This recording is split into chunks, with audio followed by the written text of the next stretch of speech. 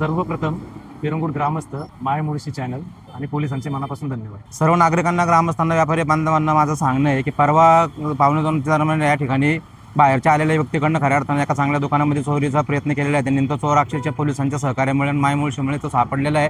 पण मला सर्व नागरिकांना, ग्रामस्थांना, व्यापारी बांधवांना आणि ग्रामपंचायतीच्या सर्व सहकार्यांना आवाहन करायचं आहे की आपण भाडेकरू ठेवताना किंवा आपल्या हॉटेलमध्ये किंवा आपल्या दुकानामध्ये या ठिकाणी कामगार ठेवत असताना त्याचा आधार कार्ड घेऊन त्याची पूर्णपणे चौकशी करूनच त्याला त्या ठिकाणी ठेवणं खऱ्या अर्थानं उचित ठरणार आहे।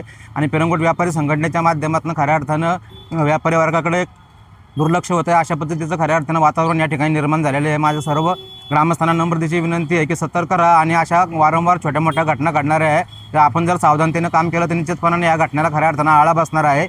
हेच मी या ठिकाणी तुम्हा सर्व नागरिकांना या ठिकाणी मनापासून प्रार्थना करतो आणि खऱ्या अर्थानं बावधन पोलीस स्टेशनच्या आणि माय मुळशीच्या मनापासून धन्यवाद देतो की जवळजवळ काही तासातच खऱ्या अर्थानं चोराला त्या ठिकाणी पकडण्यामध्ये पोलिसांनी यश आलेलं आहे।